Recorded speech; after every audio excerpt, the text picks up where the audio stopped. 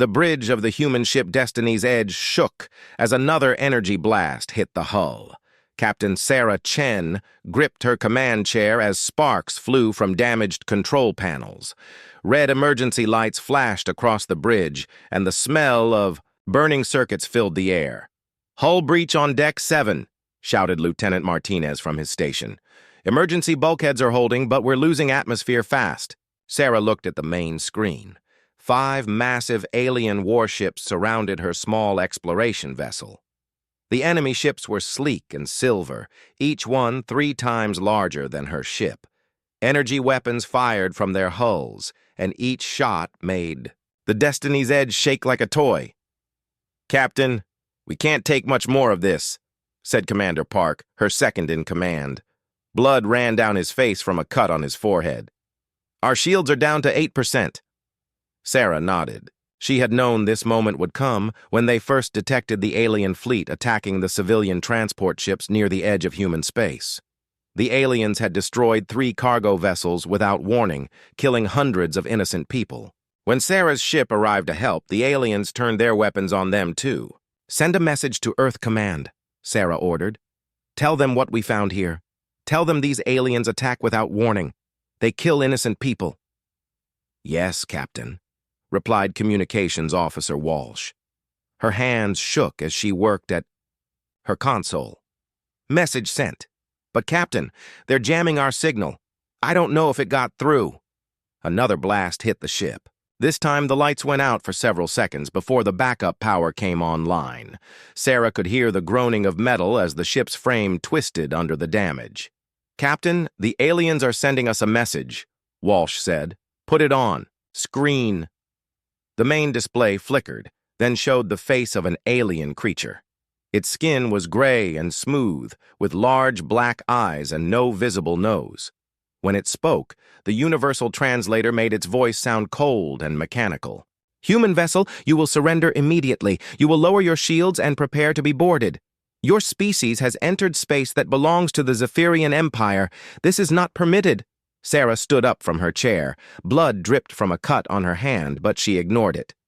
"This is Captain Sarah Chen of the Earth ship Destiny's Edge. Those cargo ships you destroyed were in neutral space. They were carrying medical supplies to the colony on New Haven. You murdered innocent civilians." The alien's expression did not change. "The Zephyrian Empire claims all space beyond the 3rd spiral arm. Your species is new and weak. You will learn to obey, or you will be destroyed." "We were trying to help survivors from the ships you attacked," Sarah said. "Those were families, children. They did nothing wrong." "Your concern for the weak shows why your species will never be important in this galaxy," the alien replied. "You waste resources on those who cannot defend themselves. The strong rule. The weak serve or die. This is the way of all advanced civilizations." Sarah felt anger building in her chest. She had seen the wreckage of the cargo ships. She had seen the escape pods that the aliens had deliberately targeted. Men, women, and children had died because these creatures thought human lives meant nothing. "You're wrong," she said quietly. "Humans don't abandon their own. We don't leave people to die." The alien seemed amused. "Your ship is damaged. Your weapons are weak. You cannot even protect yourselves. Yet you speak of protecting others? Surrender now, and we will make your deaths quick." Sarah looked around her bridge. Her crew was watching her, waiting for orders. She could see fear in their eyes, but also determination. They all knew what was coming. "Sir," Martinez called out, "the engine core is overloading. We have maybe 10 minutes before it goes critical." Sarah nodded. She had one last thing to do. "Walsh, open a channel to the alien fleet. Maximum power. I want every ship to receive this message." "Channel open, Captain." Sarah looked directly into the camera. She knew that if this message reached human space, it would change everything. Earth needed to know what they were facing. More importantly, Earth needed to understand what these aliens were truly like. "This is Captain Sarah Chen of the Earth Exploration Service. I'm sending this message to warn all human forces about the threat we've discovered. The aliens that call themselves the Zephyrian Empire have attacked and destroyed civilian vessels in neutral space. They deliberately targeted escape pods containing children and families. The ship shook again as more weapons fire hit the hull. These aliens believe that mercy is weakness. They think that protecting innocent people makes us inferior. They're wrong. Humans don't abandon their own. We don't leave people to die. And we remember those who harm innocents. Sarah looked directly at the alien commander on her screen. You made a mistake when you killed those people. You made a bigger mistake when you told me that caring about innocent lives makes humans weak. The alien's black eyes seemed to focus on her with something that might have been curiosity. Let me tell you something about human warships, Sarah continued. When you threaten our people, when you hurt our families, when you murder our children, we don't just get angry. We become something else, something you've never faced before. Sparks flew from her console as another blast hit the ship. Sarah didn't look away from the camera. Human warships don't retreat when our people are threatened. We don't surrender when innocents are murdered. And we never, ever stop hunting those who harm our own. You've been warned. Sarah looked at Martinez. How long until core breach? 3 minutes, Captain. All hands, this is the captain. Prepare for emergency evacuation. Get to the escape pods now. She turned to Walsh. Did our message reach human space? I boosted the signal as much as possible. Captain, it should have gotten through before they could jam it completely. Sarah nodded. Good. That's all we can do. Her crew began moving toward the escape pod bays. Sarah remained on the bridge, watching as the alien ships moved closer. She could see weapon ports opening on their hulls, preparing for the final attack. Captain, your escape pod is ready, Commander Park said. We need to go now. Sarah shook her head. Someone needs to stay and make sure our message logs are transmitted. Go. That's an order.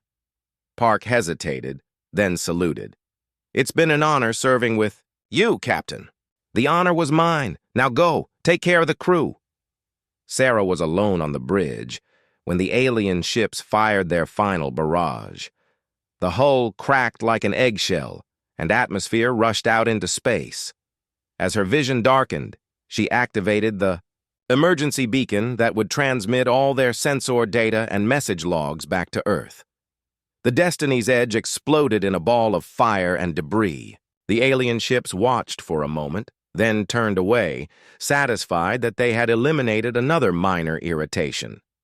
3 days later, Sarah's message reached Earth. Admiral Harrison Webb sat in his office at Earth Command, reading the transmission. Report for the third time. The data was clear. An alien empire had attacked human civilian vessels without provocation. They had murdered families and children, and they had made it clear that they considered humans to be inferior and weak.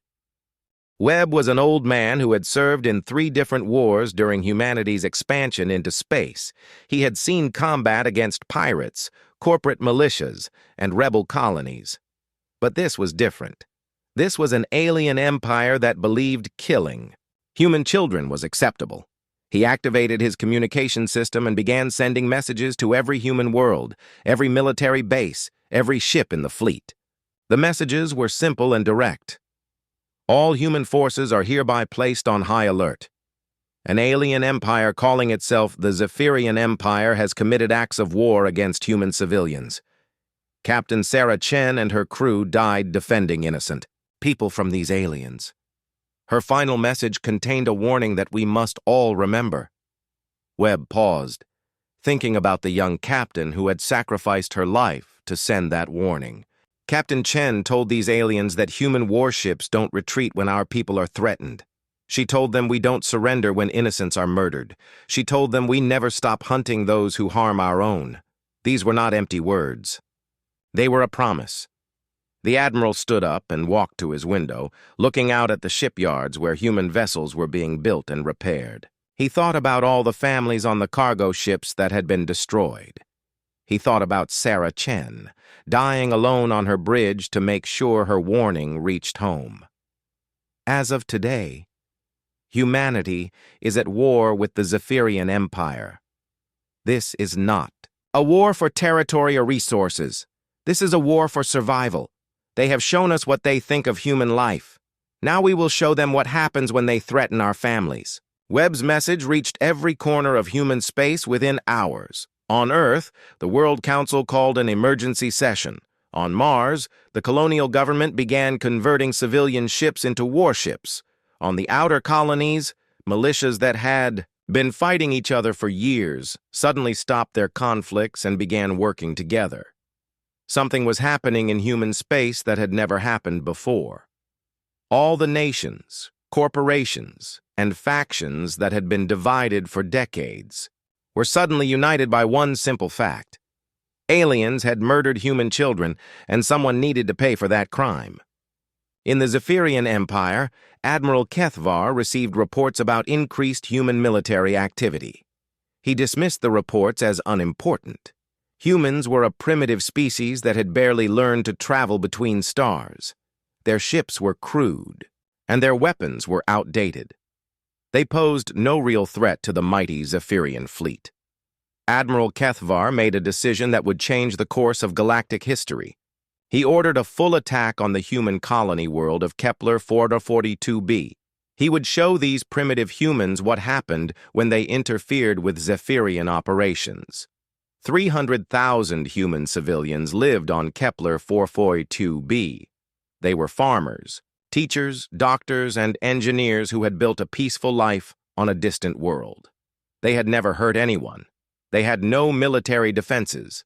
The Zephyrian fleet arrived without warning and began bombardment from orbit. The attack lasted 6 hours. When it was over, every city was ash, every farm was burned, every human on the planet was dead. Admiral Kethvar broadcast images of the destruction throughout human space. His message was simple. This is what happens to species that defy the Zephyrian Empire. Surrender now, or more of your worlds will burn. He expected immediate surrender. Instead, something unprecedented happened in human space.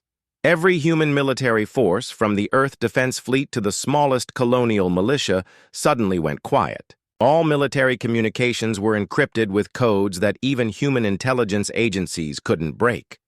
Civilian news networks found their signals jammed. Commercial shipping was suspended without explanation. For 6 months, the galaxy heard nothing from human space. Ships that entered human territory simply disappeared. Alien merchants and diplomats found their messages unanswered. It was as if humanity had vanished entirely. Admiral Kethvar was not concerned. Silence meant surrender. The humans had learned their lesson and were preparing to submit to Zephyrian rule. He was wrong. What the humans were actually doing was something that no alien species had ever attempted. They were converting their entire civilization into a weapon. Every ship, every factory, every resource was being directed toward one goal, the complete destruction of the Zephyrian Empire. Captain Sarah Chen's warning had been heard and understood. The aliens had threatened human people, murdered human families, and killed human children. Now they would learn what it meant to face a species that never forgot and never forgave such crimes. The humans were coming, and when they arrived, the galaxy would learn that some warnings should never be ignored. Admiral Chen Wei stood on the bridge of the Vengeance, staring at the tactical display that showed the edge of Zephyrian space. Her ship was the flagship of the largest fleet humanity had ever assembled. Behind her stretched a formation of over 800 vessels, each one carrying weapons designed for one purpose: the complete destruction of the Zephyrian Empire. Chen Wei was Sarah Chen's older sister. When news of Sarah's death reached Earth, Wei had resigned her position as head of the Mars Defense Force and volunteered to lead the human war fleet. The government had tried to refuse her request, saying she was too emotionally involved.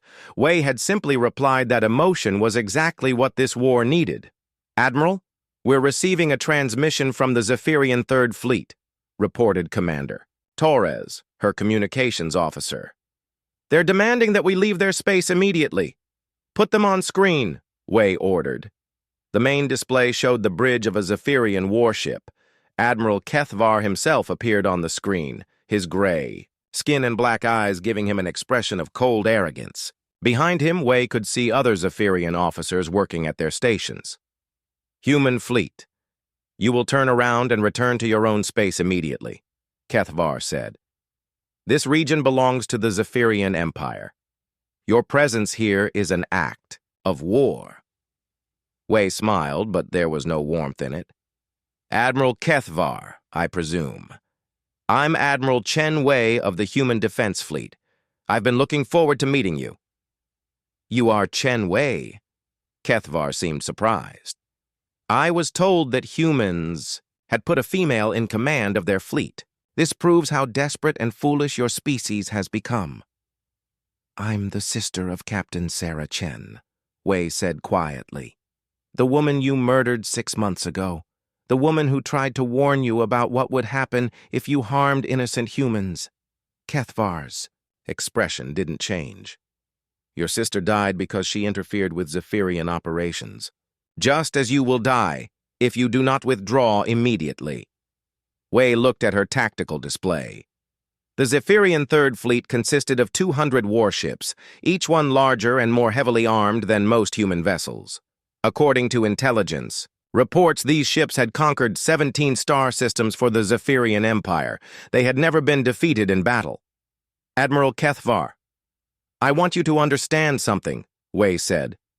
My sister sent you a warning before she died.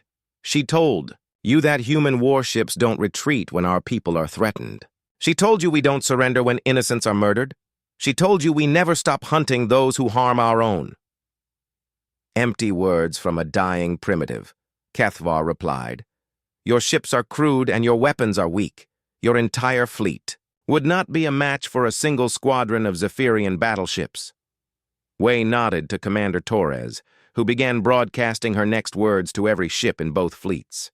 You killed 300,000 innocent people on Kepler 442b, Wei said.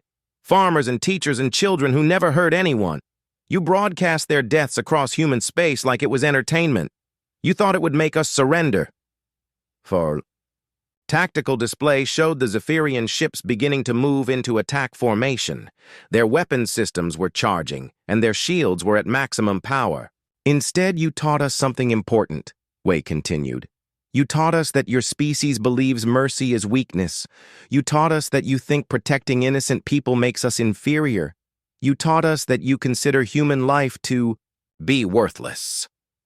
Kethavar's ships began firing. Energy beams and missiles streaked across space toward the human fleet. Wei watched the incoming weapons on her display and smiled. You were wrong about humans being weak, she said. But you were right about one thing. We are different from other species. We don't fight wars the way civilized galactic powers do. We don't follow rules about honorable combat or protecting non-combatants. The Zephyrian weapons reached the human fleet and began impacting on shields and hull armor. Several human ships took damage, but none were destroyed in the first barrage. When you murder our children, Wei said, we stop being civilized. The human fleet's response was unlike anything the Zephyrians had ever seen. Instead of returning fire with energy weapons or missiles, the human ships began accelerating directly toward the Zephyrian formation. They were going to ram the enemy vessels. Impossible, Kethvar said. No species would sacrifice their own. Ships in suicide attacks. It makes no tactical sense. Wei's ship, the Vengeance, was leading the charge.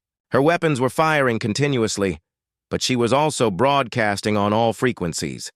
The message wasn't meant for the Zephyrians, it was meant for her own fleet. Remember Kepler 442b, she said. Remember the children they murdered. Remember that they think we're weak because we care about innocent lives. Show them what happens when humans stop caring about our own lives. The first human ship to reach the Zephyrian line was a converted cargo hauler called the New Mumbai. Its captain, formerly a merchant marine officer, had lost his daughter in the Kepler 442b massacre. He didn't try to avoid the Zephyrian weapons fire. Instead, he aimed his ship directly at the largest enemy battleship and overloaded his reactor core. The explosion destroyed both ships instantly. The shock wave damaged 3 other Zephyrian vessels and completely disrupted their formation. But the humans weren't finished. As more human ships reached the Zephyrian line, they employed tactics that violated every principle of civilized warfare. Ships with damaged weapon systems rammed enemy vessels. Crews with failing life support systems depressurized their ships and continued fighting in spacesuits. When ships were boarded by Zephyrian troops, human crews activated self-destruct systems rather than surrender. Admiral Kethvar watched in horror as his superior fleet was systematically destroyed by an enemy that fought like wild animals. The humans seemed to have no concern for their own survival. They treated their ships and their lives as ammunition to be expended against their enemies. "Sir, we need to withdraw," said his tactical officer. "We've lost 60 ships already, and the humans are still coming." "No," Kethvar said. "We are the Zephyrian Third Fleet. We have never retreated from battle. We will not be defeated by primitives." But the battle was already lost. The human fleet had split into smaller groups that were hunting down individual Zephyrian ships. When a Zephyrian vessel tried to flee, human ships would chase it across multiple star systems. When enemy crews tried to surrender, the humans ignored their transmissions and continued attacking. The most terrifying part wasn't the human weapons or tactics, it was their unity. Every human ship, from the largest battleship to the smallest, converted freighter, fought with the same relentless determination. It was as if the entire fleet shared a single mind focused on one goal: complete destruction of their enemies. Captain Lisa Park commanded the Sarah's Revenge, a heavy cruiser that had been built specifically for this war. She was leading a group of 12 human ships in pursuit of a damaged Zephyrian destroyer that was trying to escape the battle. "Captain, the enemy ship is requesting permission to surrender," reported her communications officer. "Denied," Park replied without hesitation. "Keep firing." "But Captain, the rules of war state that we must accept surrender when it's offered." Park turned to look at her officer. "Lieutenant, did the Zephyrians accept surrender from the cargo ships they destroyed 6 months ago? Did they accept surrender from the children on Kepler 442b? The lieutenant shook his head. "Then why should we accept their surrender now?" Park asked. "They chose the rules when they started murdering innocents. Now, they get to live by those rules." The Zephyrian destroyer exploded under concentrated fire from the human ships. Park immediately turned her attention to the next target on her tactical display. Back on the Vengeance, Admiral Chen Wei was coordinating the final phase of the battle. The Zephyrian Third Fleet had been reduced to fewer than 30 ships, and those were scattered across the system trying to escape. "Admiral, we're receiving a transmission from Admiral Kethvar," Torres reported. "He's requesting a ceasefire to discuss terms." "Put him on screen," Wei ordered. Kethvar's bridge was damaged, with smoke and emergency lighting visible in the background. The alien admiral himself looked shaken, his usual arrogance replaced by something that might have been fear. "Admiral Chen Wei, I propose an immediate ceasefire," he said. "This battle has gone on long enough. We can discuss terms for ending this conflict." Wei looked at her tactical display. Her own fleet had taken heavy losses. Nearly 200 human ships had been destroyed or severely damaged. Under normal circumstances, she would consider negotiating. But these weren't normal circumstances. "Admiral Kethvar, my sister tried to negotiate with you," Wei said. "She tried to explain why attacking civilians was wrong. You killed her for interfering with your operations." "That was different," Kethvar protested. "This is a military engagement between equals. We can find a solution that benefits both our species." Wei smiled coldly. "You're right. This is different. My sister was trying to save lives. I'm trying to end them." She turned to her weapons officer. "Target the remaining Zephyrian ships. No survivors." "Admiral, please," Kethvar said. "Your species claims to value mercy and protection of the innocent. Show that mercy now." Wei looked directly into the camera. You had your chance for mercy. It died with the children on Kepler 442b. The human fleet resumed its attack. Within 2 hours, every Zephyrian ship in the system had been destroyed. Admiral Kethvar's flagship was the last to die, rammed by a damaged human frigate whose crew had volunteered for the suicide mission. When the battle was over, Admiral Chen Wei stood on her bridge and looked at the debris field that had once been the pride of the Zephyrian Empire. Her fleet had won a complete victory, but the cost had been enormous. Nearly a quarter of her ships were gone, and thousands of human crew members had died. But the message had been sent.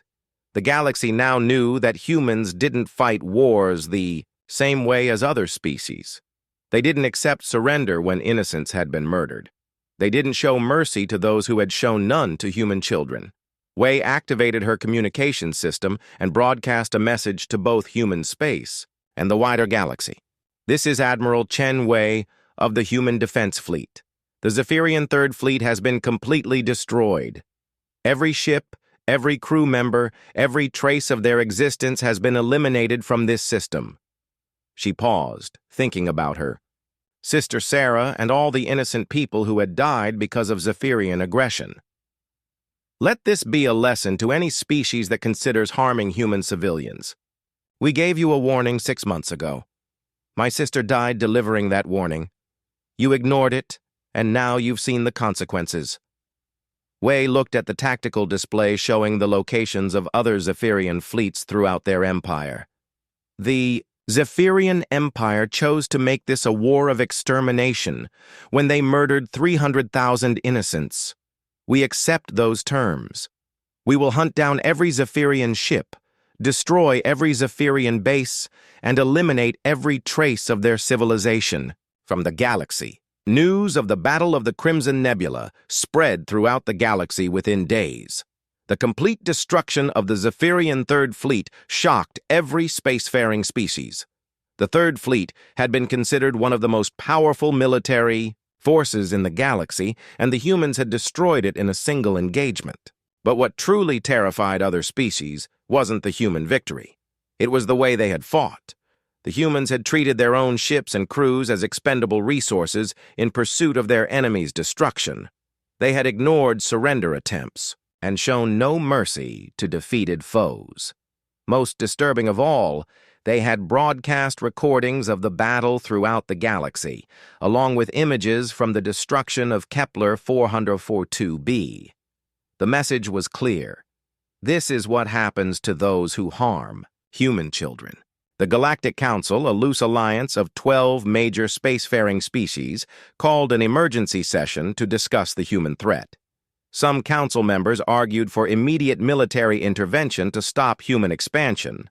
Others suggested attempting diplomatic contact to negotiate a peaceful resolution. But in the Zephyrian Empire, there was only panic. The humans had proven that they could destroy the most powerful Zephyrian fleet, and they had made it clear that they intended to continue their attacks until every Zephyrian was dead. Emperor Zethran himself appeared on public broadcasts, calling for all Zephyrian forces to unite against the human threat. He promised that the Empire would mobilize its full military might to crush the human rebellion. What he didn't understand was that the humans weren't rebelling, they were hunting. And they had only just begun. The Great Assembly Hall of the Galactic Council had never seen such chaos. Representatives from 12 different species argued loudly in their various languages, while translation devices struggled to keep up. At the center of the hall, a massive, holographic display showed the aftermath of the Battle of the Crimson Nebula, debris fields where the Zephyrian Third Fleet had once patrolled, and human ships systematically hunting down survivors. Fleet Admiral Vorthak of the Hegemony stood. At the speaker's podium, his forearms spread wide as he addressed the assembly. The Hegemony were a warrior species that had ruled through military might for over 1,000 years. They had never lost a major conflict. Fellow council members, Vorthak's voice boomed through the hall. We face a threat unlike any in galactic history. These humans have destroyed one of the most powerful fleets in known space using tactics that violate every principle of civilized warfare. Ambassador Calandra of the Crystal Mines floated near the ceiling, her translucent body pulsing with different colors as she spoke. The humans have demonstrated capabilities that exceed our previous estimates. Their unity in battle suggests a level of coordination that may rival our own collective consciousness. They fight like animals. Spat. Commander Thex of the Void Hunters. No honor, no mercy, no regard for the traditional rules of engagement. They must be stopped before their savagery spreads to other species. High Counselor Myrthanis of the Veltar raised her hand for attention. The Veltar were known throughout the galaxy for their peaceful philosophy and diplomatic skills. Perhaps we should attempt to negotiate with the humans. Every conflict can be resolved through dialogue if we approach it correctly. The assembly erupted in angry voices. Some species supported military action, others favored diplomacy, and a few suggested simply avoiding human space entirely. Through it all, Fleet Admiral Vorthak watched the tactical displays showing human fleet movements. The humans were not behaving like any species the hegemony had ever encountered. Instead of consolidating their victory and securing their territory, they were dividing their forces and attacking multiple Zephyrian positions simultaneously. It was strategically unsound, yet somehow it was working. "Silence!" Vorthak roared, his voice enhanced by the assembly hall's speaker system. "I have studied the battle recordings. I have analyzed human tactics and technology. I know how to defeat them."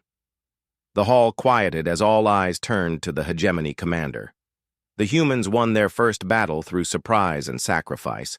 They caught the Zephyrians off guard with suicidal tactics that no rational species would employ. But courage and desperation cannot overcome superior technology and numbers. Vorthak activated the holographic display, showing the locations of military forces throughout the galaxy. "I propose that the Galactic Council form a joint military force to contain the human threat. We will contribute our most advanced warships and our most experienced commanders. The humans will face not one fleet, but the combined might of 12 civilizations." Ambassador Calandra pulsed a deep blue color that indicated concern. "Fleet Admiral, the humans have demonstrated unusual capabilities. Perhaps we should study their tactics more carefully before engaging them in direct combat." "I have already studied their tactics," Vorthak replied. "They are effective against a single enemy, but will fail against a coordinated defense. Humans rely on emotional responses rather than logical strategy. We will exploit this weakness." The debate continued for several hours, but the outcome was inevitable. Fear of human expansion overrode diplomatic caution. One by one, the Council species voted to contribute ships and crews to a joint military force under hegemony command. Only the Veltar voted against military action, insisting that diplomacy remained the best option. Their objection was noted, but overruled by the majority. 3 weeks later, the largest fleet in galactic history assembled at the edge of Council space. Over 1,000 warships from 12 different species formed up in a massive formation. Each species had contributed their most advanced vessels and their most experienced crews. Fleet Admiral Vorthak commanded the joint fleet from his flagship, the Eternal Conquest. The massive hegemony dreadnought was armed with weapons capable of destroying entire cities and protected by shields that could withstand bombardment from an entire enemy fleet. "Admiral, we're receiving long-range sensor data on human fleet movements," reported his intelligence officer. "They appear to be concentrating their forces for a major offensive against the Zephyrian homeworld." Vorthak studied the tactical display. The human fleet was indeed moving toward the heart of the Zephyrian Empire, just as he had predicted. They were following their emotions rather than sound military strategy. "Excellent," he said. "We will intercept them before they reach Zephyrian space. The humans expect to face only Zephyrian resistance. Instead, they will encounter the full power of the Galactic Council. But Vorthak had made a critical error in his analysis. He assumed that the human fleet moving toward the Zephyrian homeworld was their main force. He didn't realize that Admiral Chen Wei had learned from studying Council intelligence reports. She knew about the joint fleet being assembled, and she had planned accordingly. While Vorthak's massive armada waited to intercept the human attack on the Zephyrian homeworld, smaller human fleets began appearing throughout Council space. They struck without warning at military bases, shipyards, and government facilities. The first target was the Hegemony Capital System. Admiral Park, commanding a force of 50 human ships, emerged from hyperspace directly above the planet's orbital defense platforms. The platforms were massive structures designed to protect the homeworld from invasion fleets, but they had never faced an enemy that would ram damaged ships into critical systems. "Sir, the humans are attacking the orbital platforms," reported the platform commander to Hegemony High Command. "They're not using conventional tactics. They're deliberately crashing their ships into our defensive systems. Within 6 hours, every orbital platform was destroyed or damaged beyond repair." The human fleet then began attacking government buildings on the planet's surface using precision bombardment. They weren't trying to conquer the world. They were trying to cripple the hegemony's ability to coordinate military operations. Similar attacks occurred simultaneously throughout Council space. Human forces struck at the Crystal Mine's primary processing centers, the Void Hunter's main shipyard, and the military headquarters of 8 other species. Each attack followed the same pattern: overwhelming force applied with surgical precision. To military and government targets, Fleet Admiral Vorthak received reports of the attacks while his fleet was still in hyperspace, traveling to intercept the main human force. "Sir, we're receiving emergency transmissions from all Council homeworlds," his communications officer reported. "Every member species is under attack by human forces." "Impossible," Vorthak said. "Our intelligence indicated that the humans only have 800 ships total. They cannot be attacking us everywhere at once." His intelligence officer checked the data streams coming in from across the galaxy. "Sir, it appears the humans have more ships than we estimated. They've converted civilian vessels into warships and recruited crew members from their entire population. Their total fleet strength may exceed 3,000 vessels." Vorthak felt something he had never experienced before: doubt. The humans had deceived him about their true capabilities. Worse, they were fighting a completely different type of war than he had prepared for. "Sir, we're receiving a priority transmission from Hegemony High Command," the communications officer continued. "They're ordering us to return immediately to defend the homeworld." "Negative," Vorthak replied. "We will continue to the intercept. Point. The human main fleet is still our primary target." But even as he spoke, Vorthak was receiving similar orders from the other Council species. Every member of the joint fleet was being recalled to defend their own territory. The alliance was falling apart before it could even engage the enemy. "Admiral, if we continue this mission, we'll be operating without the support of our allies," his tactical officer warned. "The other Council fleets are already beginning to withdraw." Vorthak watched his carefully assembled coalition dissolve as panic spread throughout Council space. Ship after ship broke formation and headed back toward their home systems. Within hours, his mighty fleet of 1,000 vessels had been reduced to fewer than 200 hegemony ships. But Vorthak was a warrior. He had never retreated from battle, and he would not start now. "We continue the mission," he ordered. 200 hegemony ships are more than sufficient to destroy the human fleet. We will show the galaxy that the hegemony does not bow to threats." The hegemony fleet dropped out of hyperspace at the calculated intercept point, ready to engage the main human force in decisive battle. Instead, they found empty space. "Sir, there are no human ships at this location," the sensor officer reported. "Long-range scans show no trace of enemy vessels." Vorthak stared at the empty tactical display. According to intelligence reports, A massive human fleet should have been at this location hours ago. Either the intelligence was wrong, or the humans had changed their plans. "Sir, we're receiving a transmission from an unknown source," the communications officer said. "It's on a hegemony military frequency." "Put it on screen." The main display showed the bridge of a human warship. Admiral Chen Wei stood in the center of the frame, her expression calm and confident. "Fleet Admiral Vorthak, I presume," she said. "I'm Admiral Chen Wei of the Human Defense Fleet. I've been hoping to meet you." "Where is your fleet, human?" Vorthak demanded. "Our intelligence indicated that you would be at this location." Wei smiled. "Your intelligence was correct. We were planning to attack the Zephyrian homeworld. But then we learned about your joint fleet. We decided that eliminating the Council's military capabilities was more important than one symbolic victory." Vorthak felt a chill run through his body. "What are you saying?" "While you were assembling your mighty coalition, we were studying each member species. We learned about your military bases, your shipyards, your command centers. Then we divided our forces and attacked everything that mattered to your war effort." The tactical display activated, showing real-time updates from across the galaxy. Vorthak watched in horror as red icons marked the destruction of Council military facilities on dozens of worlds. "By now, most of your allies have lost their ability to build or repair warships," Wei continued. "Their orbital defenses are gone, their command structures are disrupted, and their governments are in chaos." "You're bluffing," Vorthak said. "No species could coordinate such a complex operation across multiple star systems." Wei's expression grew cold. "You still don't understand what you're dealing with, do you?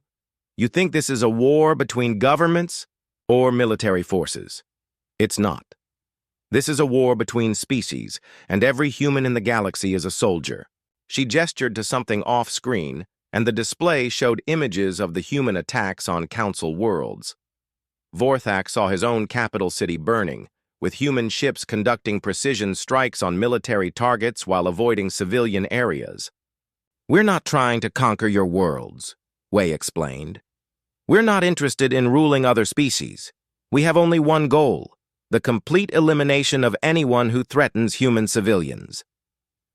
"The Council never threatened your civilians," Vorthak protested. "We were trying to stop your aggressive expansion." Wei's eyes flashed with anger.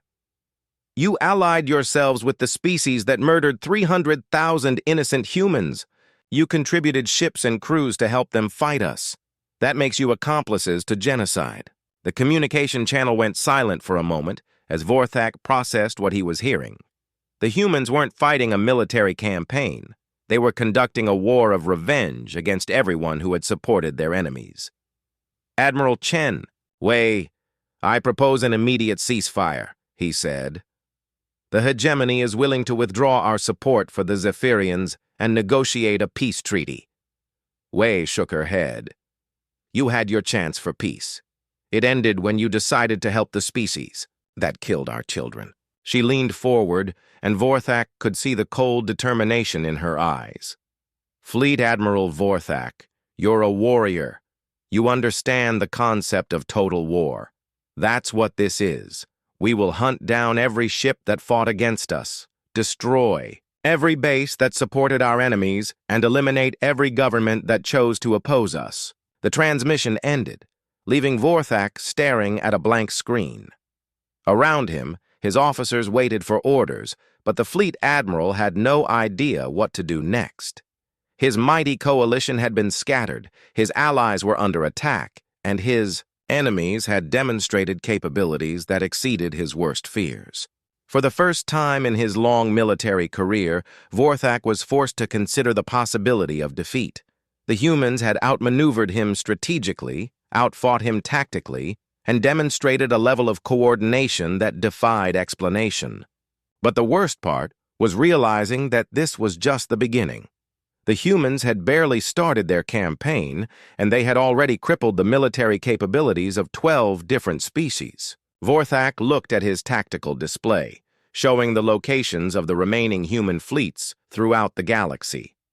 They were moving with purpose toward their next targets, coordinating their attacks with an efficiency that suggested they shared a single collective will. He finally understood what Admiral Chen Wei had been trying to tell him. This wasn't a war between militaries. It was a war between species, and the humans had turned their entire civilization into a weapon designed for one purpose: revenge. 1 year had passed since the destruction of the Galactic Council's joint fleet, and the galaxy barely resembled what it had been before the war. The great Zephyrian Empire, which had ruled 17 star systems for 3 centuries, was now nothing but radioactive debris and empty space. Every Zephyrian world had been systematically destroyed, every ship hunted down and eliminated, every trace of their civilization erased from existence. Admiral Chen Wei stood on the observation deck of the Vengeance, looking out at what had once been the Zephyrian homeworld, where a planet of 12 billion aliens had once orbited a yellow star. There was now only an expanding cloud of dust and metal. The humans had not simply conquered the world, they had completely destroyed it, breaking it apart with massive kinetic weapons until nothing remained but cosmic debris. "Admiral, we're receiving the final reports from Sector 7, Commander Torres announced. Captain Martinez confirms that the last Zephyrian outpost has been eliminated. There are no surviving Zephyrian military forces anywhere in the galaxy." Wei nodded without emotion. The Zephyrians had learned too late what it meant to murder human children. Every single member of their species was dead. Their worlds were ash, and their empire was history. But the humans weren't finished. "What's the status of our operations against the Council species?" Wei asked. Torres consulted her data pad. The hegemony homeworld fell 6 months ago. Their military forces have been completely destroyed, and their government has surrendered unconditionally. The crystal mines attempted to flee beyond the galactic rim, but our pursuit fleets caught them 3 weeks ago. No survivors. Wei walked to the tactical display that showed the current state of the galaxy. Red zones marked areas where human fleets were still conducting military operations. Yellow zones indicated species that had surrendered and were now under human occupation. Only a few green zones remained, showing species that had not yet been conquered. "The Void Hunters are still fighting," Torres continued, "but their fleet strength has been reduced by 70%. Admiral Park estimates that their remaining forces will be eliminated within the next 2 months. "And the others?" "Most Council species surrendered after seeing what happened to the hegemony and the crystal mines. The Tal-Uri signed a complete capitulation treaty last week. The Nexus Federation offered to hand over their entire fleet in exchange for being allowed to govern their own worlds under human supervision." Wei studied the display, noting how quickly the galaxy's balance of power had shifted. 18 months ago, humanity had been a minor species that most aliens considered primitive and weak. Now they controlled or occupied territory that had once belonged to the most powerful civilizations in known space. But the transformation hadn't been easy. The cost of the war had been enormous. Nearly half of Earth's adult population had volunteered for military service, leaving entire industries dependent on children and elderly workers. Every human ship, from military vessels to civilian transports, had been converted for combat operations. The entire human economy had been restructured around one goal: winning the war against anyone who had supported the murder of innocent humans. "Sir, we're receiving a priority transmission from the Veltar delegation," Torres reported. "They're requesting permission to speak with you." Wei considered this request. The Veltar were the only Council species that had voted against military action when the joint fleet was being assembled. They had consistently advocated for peaceful resolution of the conflict, and they had never contributed ships or resources to fight against humanity. "Put them through," Wei ordered. The main screen showed High Counselor Myrthanis, the chief diplomat of the Veltar people. Her species resembled humans in basic body structure, but their skin had a silvery quality that reflected light in interesting patterns. She was known throughout the galaxy as one of the most skilled negotiators in diplomatic history. "Admiral Chen Wei, thank you for agreeing to speak with us," Mirthanis said. Her voice carried the musical quality that made Veltar's speech so distinctive. "I come to you today not as a representative of the defeated council, but as someone who hopes to prevent further bloodshed." "High Counselor, I'm listening," Wei replied. "But I should remind you that your people were part of the council that voted to form a military alliance against humanity." "That is not accurate, Admiral. The Veltar voted against military action. We advocated for diplomatic resolution from the beginning. We never contributed ships or personnel to the joint fleet that attacked your forces." Wei checked her records. The Veltar were correct. They had been the only council species to consistently oppose military action against humanity. "What do you want, High Counselor?" Wei asked. "I want to understand why this war continues," Mirthanis replied. "The Zephyrian Empire has been completely destroyed. The species that attacked your people no longer exist. The council that supported them has been disbanded. Why do human forces continue to attack worlds that pose no threat to your people?" Wei was quiet for a moment, considering how to explain humanity's actions to a species that valued peace above all else. "High Counselor, your people pride themselves on understanding different cultures and finding peaceful solutions to conflicts, but I don't think you understand humans very well." "Then please help me understand," Mirthanis said.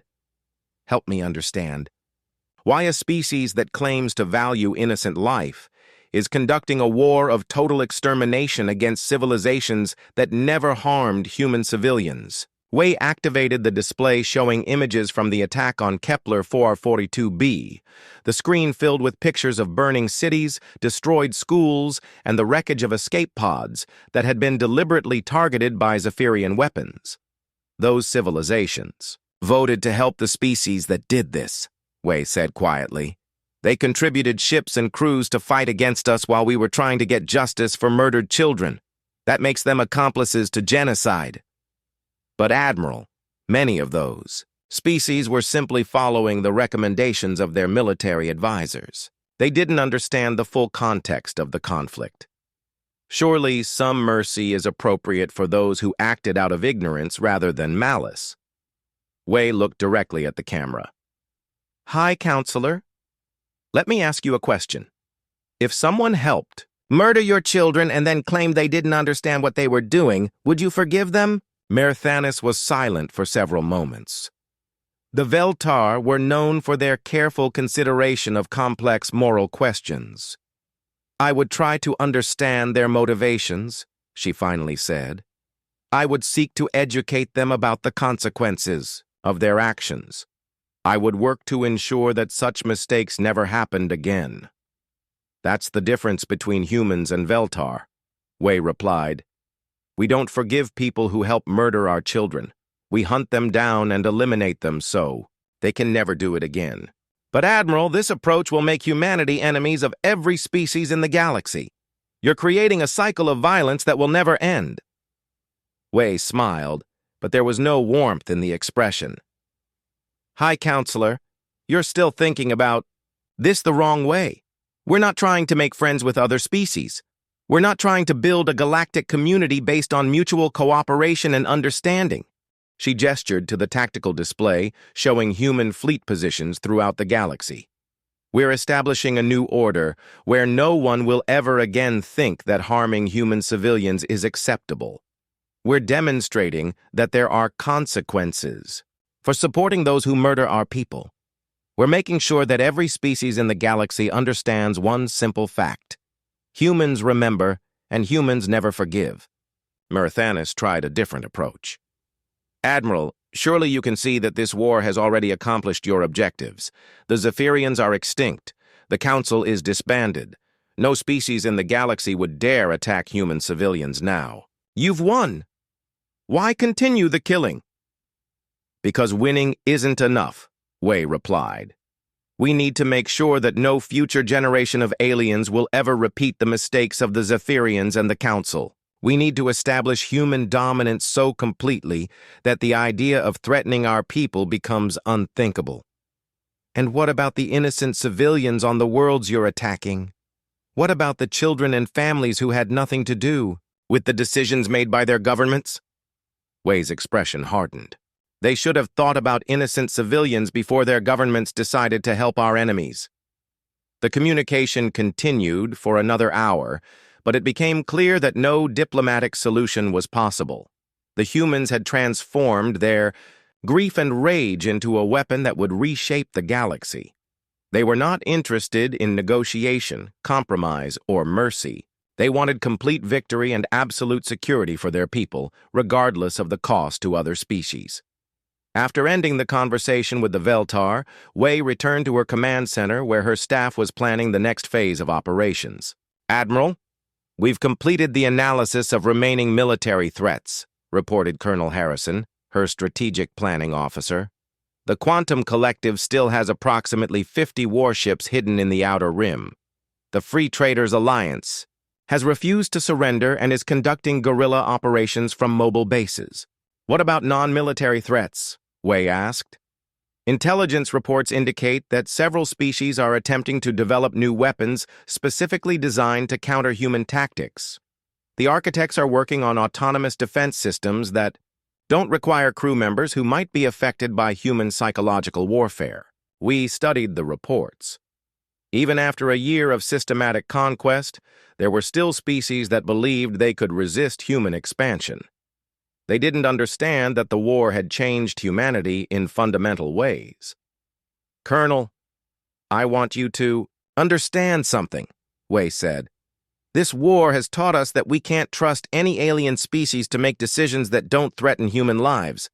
The only way to ensure our safety is to ensure our complete dominance." She activated the galaxy-wide communication system that allowed her to broadcast to every inhabited world simultaneously. "This is Admiral Chen Wei of the Human Defense Fleet. I'm speaking to every alien species that can receive this transmission. Your leaders had a choice 18 months ago. They could have refused to support the species that murdered innocent humans. Instead, they chose to form military alliances against us. The transmission was being received on thousands of worlds throughout the galaxy in hundreds of different languages and communication methods. The consequences of that choice should now be clear to everyone. The Zephyrian Empire no longer exists. The Galactic Council has been dissolved. Every species that contributed military forces to fight against humanity has been conquered or destroyed." Wei paused, letting the weight of those words sink in across the galaxy. "But our campaign is not finished.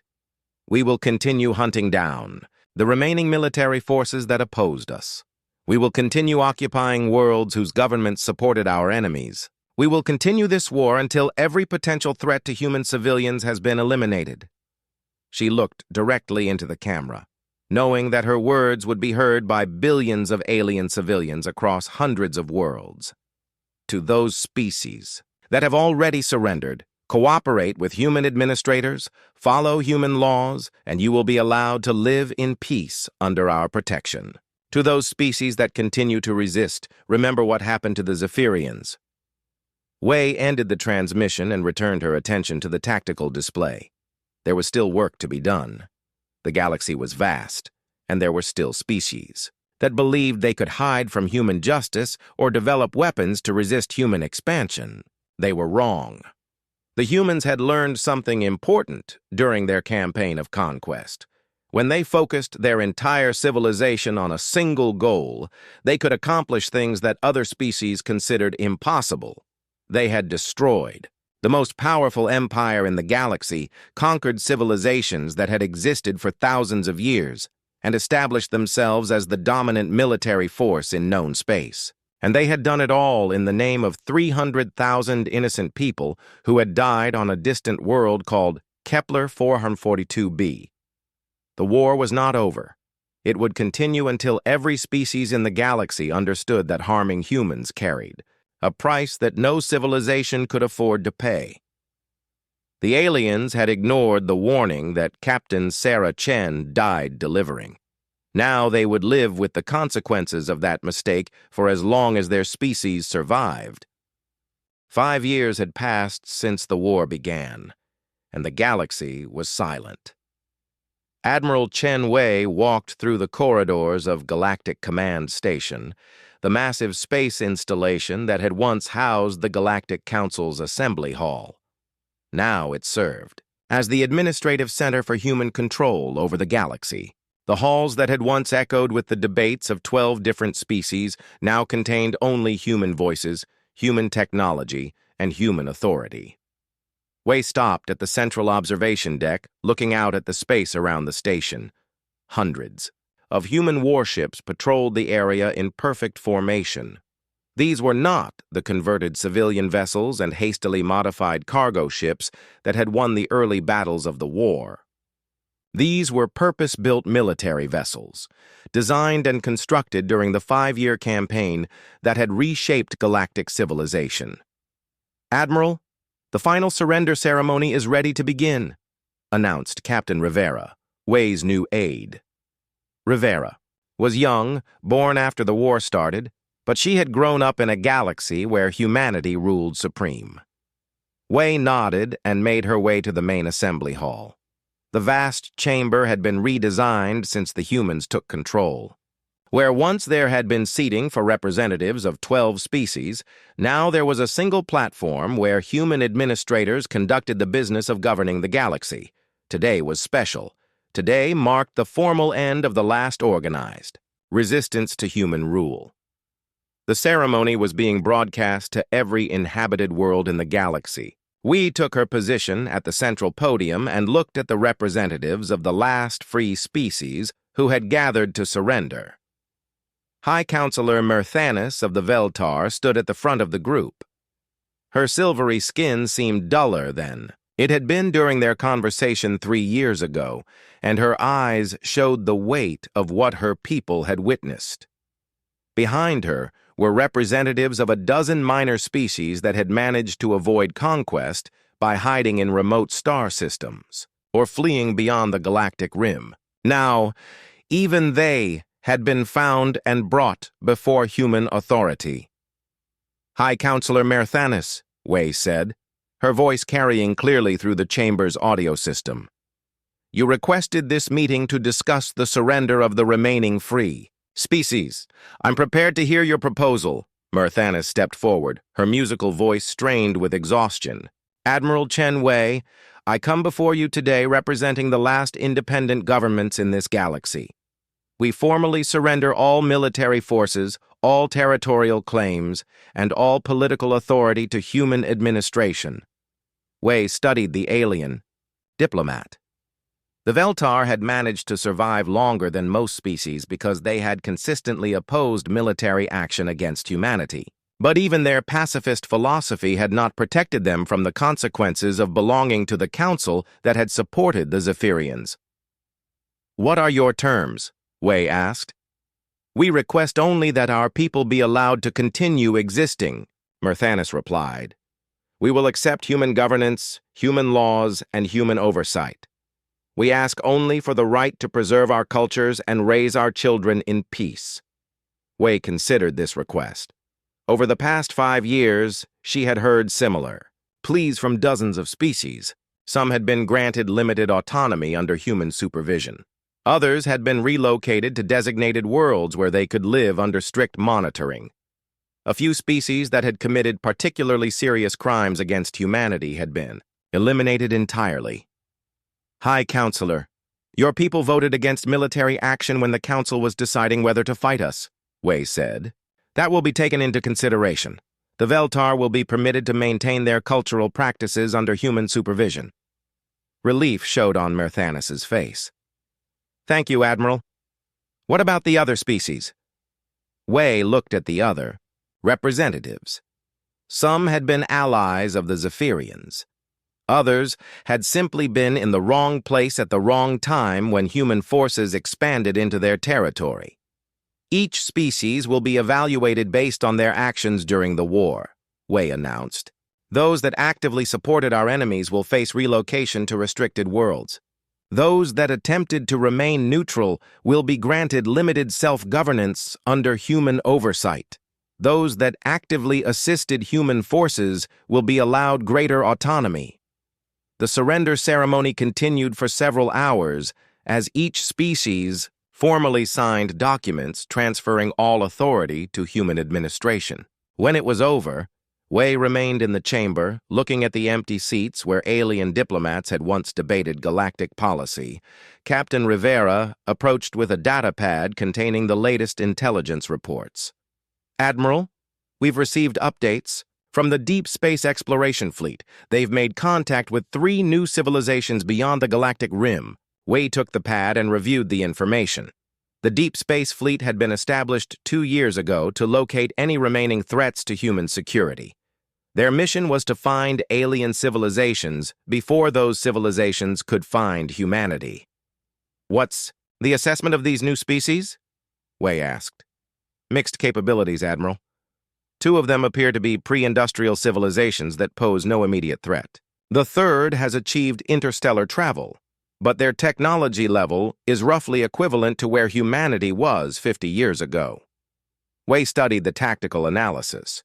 The third species, called the Corvani, had a small fleet of exploration vessels and had established colonies in several nearby star systems. According to the intelligence reports, they had not yet discovered the existence of the main galaxy. "Recommendations?" Wei asked. "The analysis team suggests making contact with the Corvani to assess their intentions. If they appear peaceful, we could establish them as a protectorate under human guidance. If they show aggressive tendencies, we could eliminate their space capabilities before they become a threat." Wei considered the options. The human approach to dealing with alien species had evolved significantly during the 5-year war. In the early days, there had been debates about mercy, proportional response, and the ethics of total warfare. Those debates had ended when the galaxy learned that humans were willing to do whatever was necessary to protect their people. "Schedule a meeting with the Deep Space Command staff," Wei ordered. "We need to develop a contact protocol for new species. They should understand from the beginning what happens to civilizations that threaten human interests." Rivera made a note on her datapad. "Yes, Admiral. Should we also brief them on the history of the war? Let them know what happened to the Zephyrians and the Council species?" "Absolutely. New species should understand that the galaxy has rules now, human rules. They can choose to follow those rules and live in peace, or they can choose to ignore them and face the consequences." Wei walked to the main display that showed a map of the galaxy. Human territory was marked in blue, covering roughly 60% of known space. The remaining areas were either uninhabited or contained species living under human supervision. It was a far different galaxy than the one that had existed 5 years ago. The great civilizations that had once spanned hundreds of star systems were now historical footnotes. The Zephyrian Empire was extinct. The hegemony was scattered across a dozen prison worlds. The crystal mines had been hunted to extinction when they tried to flee beyond the galactic rim. But the transformation hadn't been limited to military conquest. Human administrators had spent years studying the governments, economies, and social structures of conquered species. They had learned which systems worked and which led to conflict. Most importantly, they had learned how to prevent the development of future threats to human security. "Admiral, we're receiving a transmission from Earth," Rivera announced. "President Williams wants to discuss the new colonial administration policies." Wei activated the long-range communication system. President Williams appeared on the screen, speaking from her office in the rebuilt United Nations headquarters. The president looked older than her years, worn down by the burden of governing not just humanity, but an entire galaxy. "Admiral Chen." "Wei, congratulations on completing the surrender process," Williams said. "The final elimination of organized resistance marks a significant milestone in our expansion." "Thank you, Madam President. What's the status of the new colonial policies?" Williams consulted her notes. "The Colonial Administration Bureau has completed their analysis of governing structures for different alien species. They recommend a 3-tier system based on each species' historical cooperation with human forces." Wei listened as the president outlined the new policies. Tier 1 species, Those that had actively assisted humanity during the war would be granted significant autonomy under human oversight. Tier 2 species, those that had remained neutral, would live under direct human administration, but would be allowed to maintain their cultural practices. Tier 3 species, those that had supported human enemies, would be relocated to restricted worlds where they could be closely monitored. What about species that might be discovered in the future? We asked. The Bureau recommends immediate contact and assessment. New species will be given a simple choice: accept human authority and live in peace, or resist and face elimination. There will be no neutral options. Wei nodded. The policy made sense from a security perspective. The war had taught humanity that allowing alien species to make independent decisions about human safety was too dangerous. The only way to ensure... Madam President, what about the long-term consequences of these policies? Some of our own people are expressing concern about ruling over alien populations that vastly outnumber us. Williams was quiet for a moment. The president had aged significantly during the war years, and Wei could see the weight of difficult decisions in her expression. Admiral, 5 years ago our species faced extinction. Alien civilizations that considered themselves superior to us were preparing to hunt down and eliminate every human in the galaxy. They would have succeeded if we hadn't been willing to do whatever was necessary to survive. Wei remembered those early days of the war, when human forces were outnumbered and outgunned by enemies that had thousands of years of military experience. Now, we're the dominant species in the galaxy, Williams continued. We have the power to ensure that no alien civilization will ever again pose a threat to human children. The question is whether we're willing to use that power responsibly. And your conclusion, Madam President? My conclusion is that we can't afford to be generous with the safety of our people. We can't afford to give alien species the benefit of the doubt. We can't afford to assume that peaceful intentions today will remain peaceful tomorrow. Wei understood. The war had changed humanity in fundamental ways. They had learned that their survival depended not on the goodwill of other species, but on their own strength and determination. The new policies will be implemented immediately, Williams announced. Every alien world will be brought under direct human supervision. Every alien military force will be disbanded or integrated into human command structures. Every alien government will be replaced with human administrators. After ending the conversation with Earth, Wei returned to her office and activated the binge Galactic Communication Network. Her message would be broadcast to every inhabited world, in every language, to every species that remained in the galaxy. This is Admiral Chen Wei, commander of human galactic forces. 5 years ago, alien civilizations made a choice to support the murder of innocent human civilians. Today, we complete the process of ensuring that such a choice can never be made again. She paused, thinking about Captain Sarah Chen and all the innocent people who had died because alien species thought human lives were expendable.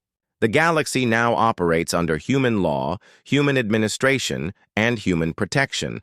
Every species that remains has chosen to accept this reality rather than face extinction. This was the right choice. Wei looked at the tactical display showing human patrol fleets throughout the galaxy. Thousands of warships maintained constant vigilance against any potential threat to human security. To the species that have surrendered, follow human laws, cooperate with human administrators, and you will live in peace and safety. To any civilizations that might exist beyond our current knowledge, understand that this galaxy belongs to humanity. Now, you can choose to accept our authority and join our community, or you can choose to resist and share the fate of the Zephyrians. Wei ended the transmission and returned to her observation of the galaxy map. The transformation was complete. Where once there had been dozens of independent civilizations competing for resources and territory, now there was one unified authority dedicated to protecting human interests. The warning had been given 5 years ago by a dying ship captain, who believed that aliens could be reasoned with. Captain Sarah Chen had tried to explain that humans were different, that they didn't abandon their own, that they remembered those who harmed innocents. The aliens had ignored that warning. They had chosen to believe that humans were weak because they cared about innocent lives. They had chosen to support genocide because they thought human children were expendable. Now the galaxy understood the price of that mistake. Human warships patrolled every trade route. Human laws governed every transaction. Human administrators oversaw every government. The great civilizations that had once dominated galactic politics were now museum pieces, their histories preserved as examples of what happened to species that underestimated human determination. In the end, the aliens had been right about one thing. Humans were different from other species, but they had been wrong about what that difference meant. It didn't mean humans were weak. It meant they remembered how to hate. And in a galaxy where survival depended on strength, that hatred had become the foundation of a new order that would ensure no human child would ever again die because aliens thought their lives didn't matter. The warning had been ignored. The consequence was a galaxy ruled by the species that had delivered it.